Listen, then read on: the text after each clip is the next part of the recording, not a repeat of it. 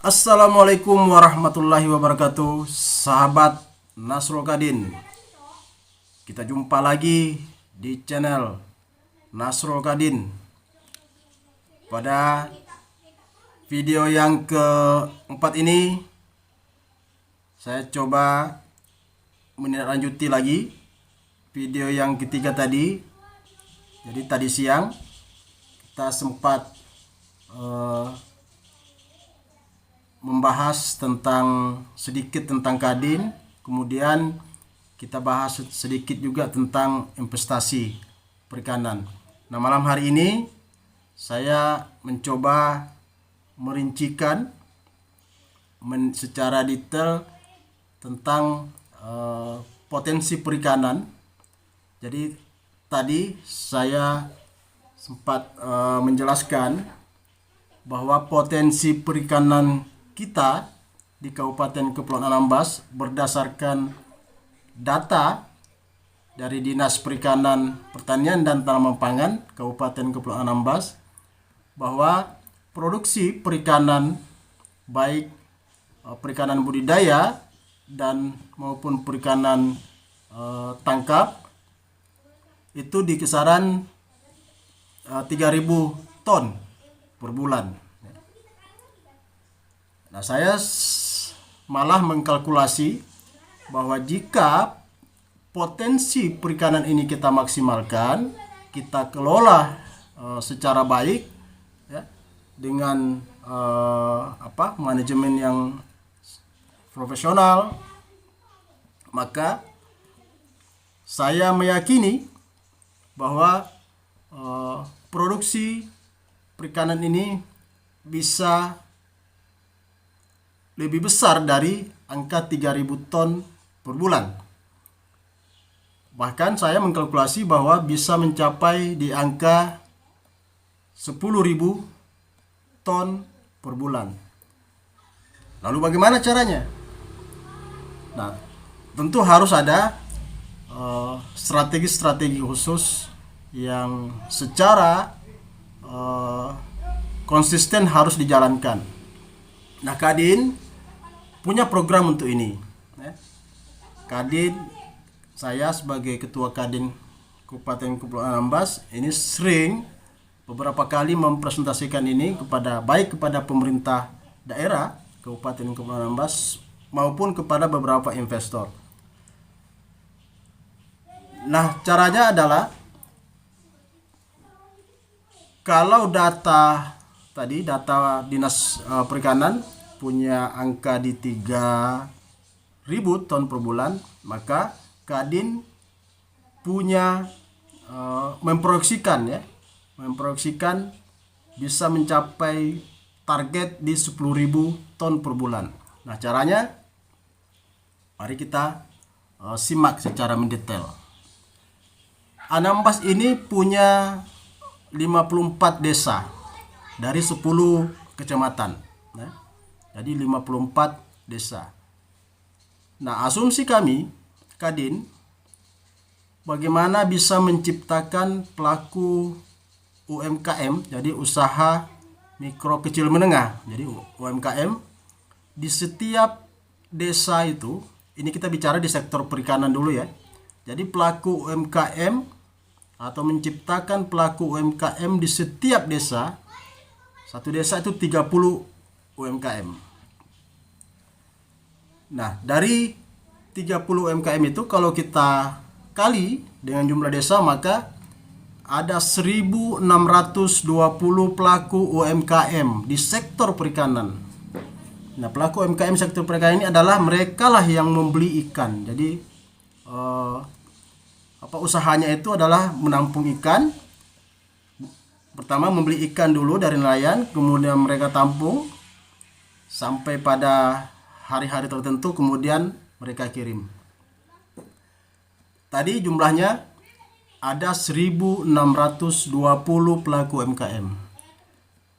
Sahabat NK, kalau saudara mau tahu, hari ini kita punya data jumlah pelaku UMKM di sektor perikanan itu hanya berjumlah 380 UMKM. Jadi masih ya masih kurang lah, masih kurang 1.000 lebih ya untuk mencapai target ini. Nah, kalau satu pelaku usaha menengah kecil ini, mereka diwajibkan membina minimal 10 nelayan saja. Jadi mereka membina 10 nelayan, maka total nelayan yang dibina oleh pelaku-pelaku UMKM ini, tadi ada jumlahnya 1.600 pelaku UMKM.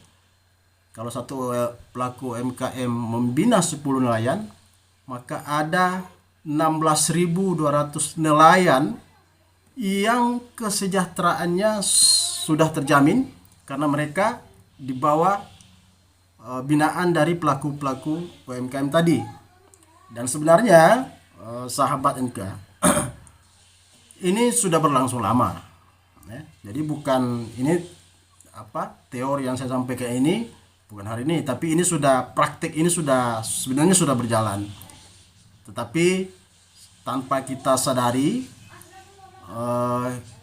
kita ini belum dimaksimalkan. Jadi tanpa kita sadari sudah berjalan sebenarnya, sudah beberapa puluh tahun, bahkan sudah puluhan tahun lah ya. Nah, kemudian tadi ada jumlah nelayan 16.200 nelayan yang kesejahteraannya sudah dijamin oleh pelaku UMKM tadi. Nah sekarang kita kalkulasi lagi dari jumlah 16.200 nelayan tadi. Kami punya data berdasarkan hasil pantauan di lapangan, wawancara ya, langsung dengan dengan wawancara dengan nelayan-nelayan. Rata-rata per hari ini nelayan yang sifatnya menangkap hanya beberapa mil saja ya, itu mereka mendapatkan 20 ton. Nah ini rata-rata nih, mereka berangkat pagi hari, kemudian kembali pada sore hari. Mereka rata-rata mendapatkan 20 ton per kilo. Nah, ini data yang kita dapatkan di lapangan. Kita rata-ratakan saja ini, karena kadang juga ada yang dapat 20 ton. Kalau nelayan yang melaut hingga puluhan mil, maka hasilnya bisa lebih besar, bisa sampai ratusan ton malah. Maka kalau kita tadi kalkulasi, jadi per harinya itu tadi ada 16.200 nelayan. Dikali asumsinya adalah 20, satu nelayan bisa menghasilkan 20 kilo per hari. Maka total ini per hari ada 324.000 kilogram ikan yang hasil. Ini baru hasil tangkapan ini. Kemudian, nah dari kalau kita kalkulasi lagi, jadi per bulan, anggap satu bulan itu ada 30 hari, maka total keseluruhan jumlah produksi ikan yang diperoleh oleh nelayan dengan jumlah nelayan tadi 16.200 ini kita ambil target minimal saja, target minimal. Maka ada 9.720 kilogram ikan. Nah, jadi ada 9.720 kilogram produksi ikan tangkap oleh nelayan per bulan. Mari kita kalikan dengan kita kalikan dengan harga rata-rata penjualan. Karena kalau pemirsa, sahabat NK, dari hasil survei kami di lapangan, harga ikan ini fluktuatif, bervariasi tergantung jenis ikannya juga. Ada ikan lokal, ada ikan yang jenisnya bisa ekspor. Kalau ikan yang jenisnya ekspor itu harganya bisa sampai 100.000 lebih. Kemudian ikan lokal itu di rata-rata 20.000 hingga 30.000. Bahkan ada juga di bawah itu. Nah, sekarang kita ambil rata-rata saja ya. Kita ambil rata-rata 50.000 rupiah ya, 50.000 per kilo. Maka harga jumlah ya, nilai nominal yang muncul itu adalah 486 miliar, saudara. Pemirsa, sahabat NK, 486 miliar per bulan. Nah, ini yang saya jelaskan tadi di video yang ketiga. Kalau tadi kan saya ambil asumsi hitungan sederhana aja 500 miliar kan. Nah, kita ini coba saya merincikan lagi. Jadi satu desa itu kita ciptakan pelaku UMKM 30. Jadi kita ciptakan penampung-penampung ikan di setiap desa itu 30. Kemudian kita wajibkan satu pelaku UMKM itu membina 10 nelayan. Nah, itu dia. Nah, ini strateginya nih. Maka secara otomatis karena yang punya kepentingan untuk mendapatkan ikan itu adalah pelaku UMKM-nya, maka sudah pasti mereka akan membina secara maksimal pada nelayannya. Sehingga apapun kebutuhan nelayan itu diberikan oleh pelaku UMKM ini, pelaku UMKM tadi, karena mau tidak mau mereka harus mensejahterakan nelayannya. Karena kalau nelayannya tidak sejahtera, tentu mereka tidak mau melaut, ya kan? Karena itu wajib hukumnya pelaku UMKM ini memberikan fasilitas, kesejahteraan dan lain-lain sebagainya kepada nelayan yang di bawah binaannya. Nah, secara berjenjang nih, pelaku UMKM ini dibina oleh Kadin. Nah, jadi di pucuknya itu Kadin. Kadin karena dia orientasinya ke ekonomi, Kadin membina pelaku UMKM. Pelaku UMKM ini kemudian membina para nelayan-nelayan. Jadi bukan Kadinnya yang langsung ke nelayan. Nah, kalau pembinaan nelayannya nanti ada organisasi kawan-kawan di HNSI yang melakukan pembinaan itu. Nah, yang punya kepentingan langsung adalah pelaku UMKM di desa-desa tadi. Nah, sebenarnya saudara, sahabat NK sekalian, ini sudah berjalan.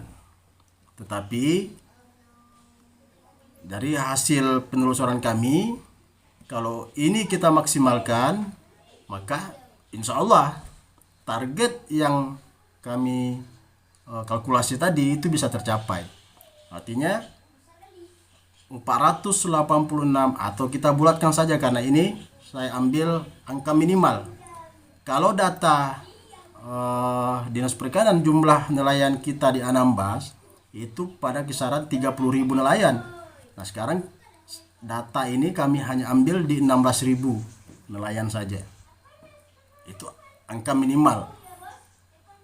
Berapa angkanya? Sudah tahu tadi saya sebutkan 486 miliar per bulan uang yang masuk ke Anambas.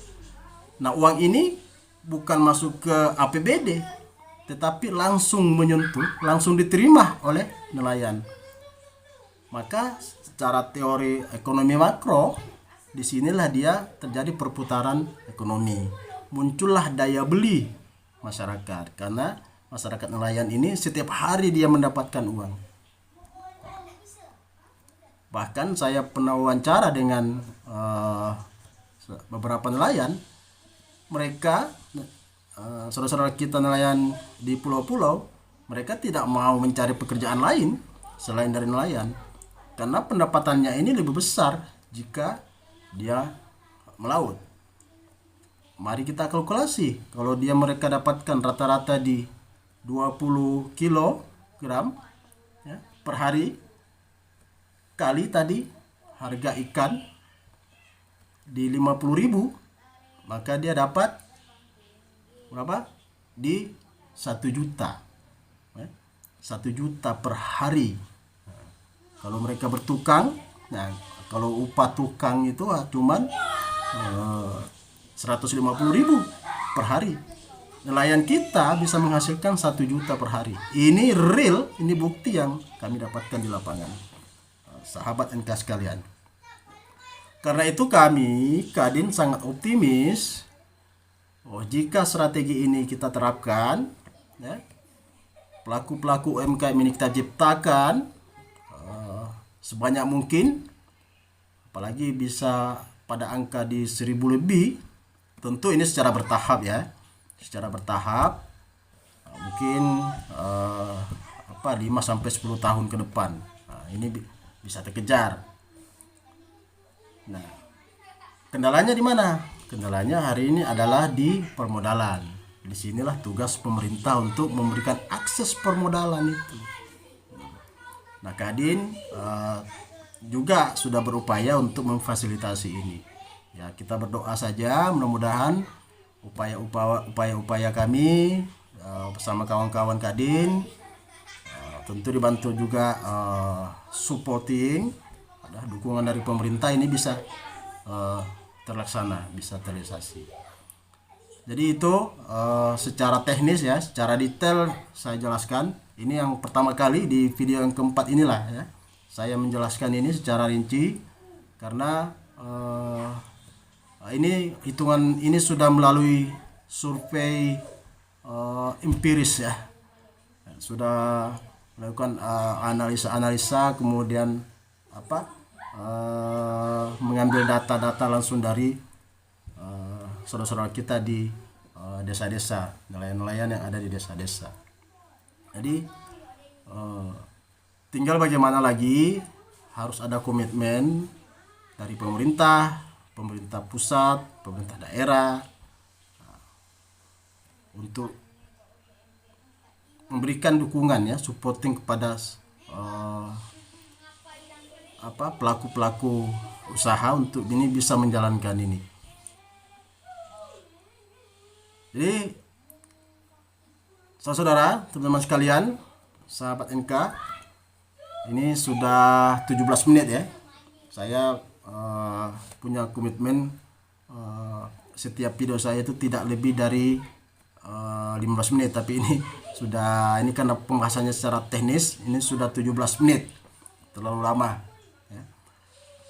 Jadi itu sekali lagi jangan lupa teman-teman sekalian, video ini akan terus kami update, ada video-video terbaru.